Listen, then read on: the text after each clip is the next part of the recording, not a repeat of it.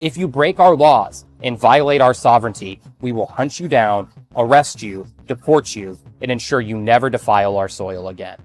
This week has been filled with pain, with heartache, and unimaginable suffering. But no one in America is suffering more than a young mother and two young children who watched their husband, their father, give his life living out the values he believed in. Let me be abundantly clear. We will not shy away from doing what needs to be done to secure our citizens and political figures from future attacks.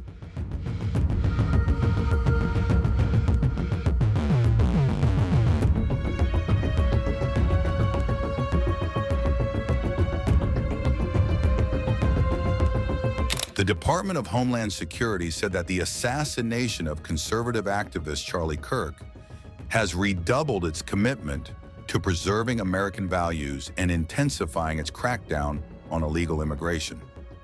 In a weekly update usually focused on Secretary Kristi Noem's schedule, DHS instead devoted its message to Kirk, calling him a martyr for free expression, his Christian faith, and his unabashed love for the United States. Deputy Assistant Secretary Micah Bock, who said he knew Kirk personally, described him as the heartbeat of a movement, stressing that his legacy will continue to inspire unity and strengthen the resolve of his supporters. The department emphasized that the attack was not just on one individual, but represented, in its view, a broader assault on American and Christian values at a time when national security debates are sharply divided.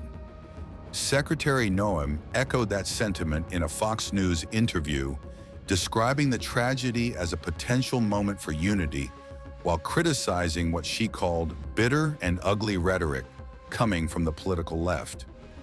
DHS linked Kirk's assassination directly to its ongoing immigration enforcement efforts, highlighting recent crackdowns in cities like Chicago and Boston, and positioning those actions as part of a defense of national sovereignty.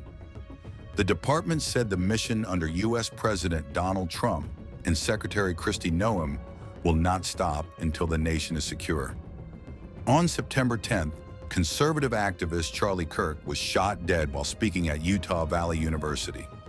The 31-year-old conservative activist was answering a question when a bullet struck him in the neck. This is Micah Bock, Deputy Assistant Secretary at the Department of Homeland Security. This week at Utah Valley University, a gunman consumed by evil and hatred assassinated Charlie Kirk. Many of us at DHS, including myself, knew Charlie personally. Charlie Kirk was the heartbeat of a movement. At just 31 years old, his earnest faith and love for America touched the soul of everyone who knew him, including my own. For many, he was their entryway into political thought and discourse, and his earnest debates and willingness to listen brought many apolitical men and women into the movement. Through Turning Point USA, Charlie poured his life into mentoring college students, lifting them up with truth and courage, and showing us that we could fight for our country's future. To lose him rips our hearts apart. Charlie's eternal reward is secure, but here we mourn a hero whose legacy continues to grow. Secretary Noem and every person at DHS joins in fervent prayer for the Kirk family, for healing in our nation, and righteous judgment on those who committed this heinous act. Let me be abundantly clear. We will not shy away from doing what needs to be done to secure our citizens and political figures from future attacks. Our resolve to defend the homeland and secure our nation, as well as carrying out every single action this administration was called upon by the American people to deliver, has never been stronger. If the shooter and those who support their actions thought this bullet would slow down or stop Charlie's work, they were mistaken. In the New Testament, John tells us, the light shines in the darkness, and the darkness has not overcome it. This department is prepared to do whatever it takes to win this fight for our homeland. This week, Secretary Noem carried our mission abroad, joining ministers from the United Kingdom, Australia, Canada, and New Zealand at the 2025 Five-Country Ministerial in London. Together, we are forging stronger alliances to crush illegal immigration, dismantle transnational criminal organizations, and share intelligence to protect our homelands. In Belgium, Secretary Noem joined Belgian Prime Minister Bart de Wever to confront the scourge of drug smuggling through Europe's second-largest seaport and address the importance of collaboration in the fight against illicit substances. At NATO, Secretary Noem joined Ambassador Matthew Whitaker and our NATO allies, thanking them for their support for our shared priorities in combating illegal immigration, human trafficking, and drug smuggling. Here at home, President Trump and Secretary Noem and DHS's brave law enforcement are waging an uncompromising battle against criminal illegal aliens plaguing our land and destroying our culture.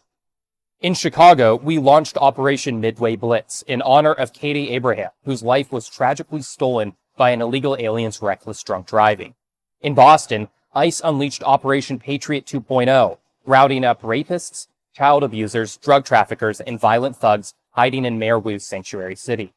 If you break our laws and violate our sovereignty, we will hunt you down, arrest you, deport you, and ensure you never defile our soil again. Thursday marked the 24th anniversary of September 11th. As we pause to honor the nearly 3,000 lives stolen in that horrific attack, we salute the courage of our first responders, the resilience of the survivors, and the unbreakable spirit of everyday Americans who inspire our mission. DHS was born from that tragedy, and under President Trump and Secretary Noem, we are returning to our foundational calling, to protect this nation with every fiber of our being. This week has been filled with pain, with heartache, and unimaginable suffering. But no one in America is suffering more than a young mother and two young children who watched their husband, their father, give his life living out the values he believed in. Please join me in praying for Mrs. Kirk, for Charlie's two children, and for our nation. We'll see you next week. At a time when I know we are all still mourning, we're confused, we are angry over the assassination of a legendary American and a friend to so many in this room and so many across the country, Charlie Kirk. The presence of God, and he is a good God. As Erica Kirk so beautifully and powerfully stated, he is a good God. He is clearly present in this room tonight. You can feel the Spirit moving and working in this room as we remember Charlie's life and his legacy.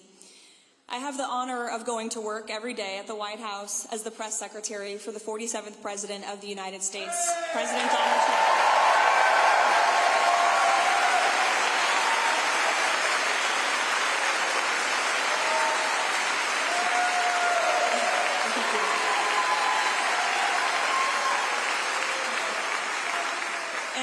Repeat that because I would not be in this position if not for the heroic efforts of Charlie Kirk, who turned the political tide among young people in this country and helped usher in President Trump's historic victory on November 5th, 2024.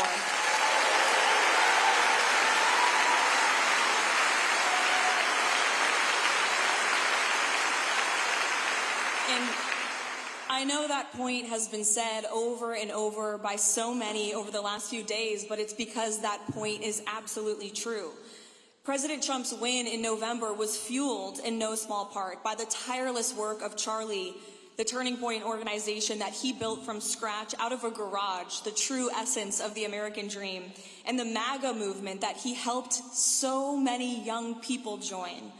The important work that's being done every day right down the street from here at 1600 Pennsylvania Avenue that I witness to restore American greatness, it's happening in large part due to the blood, the sweat, and the tears that Charlie poured into this movement, not just during the 2024 cycle, but all the way back to the founding of Turning Point 13 years ago.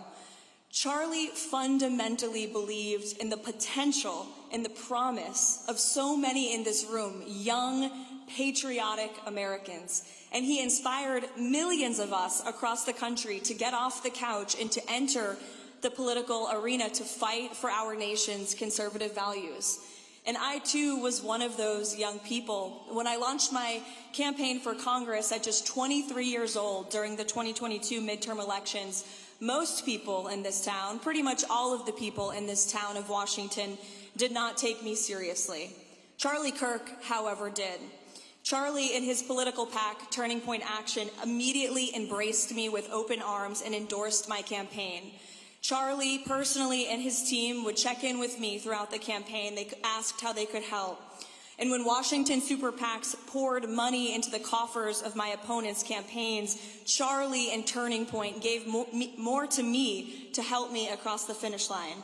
Charlie and his team flew me out to Arizona to introduce me to some of the biggest donors in Republican politics so I could fuel my race. Charlie welcomed me on stage to speak at the Student Action Summit in Florida, to raise national awareness for my candidacy and to speak directly to young voters. And when most played it safe and stuck to the business as usual approach of the establishment Republican Party that no longer exists, Charlie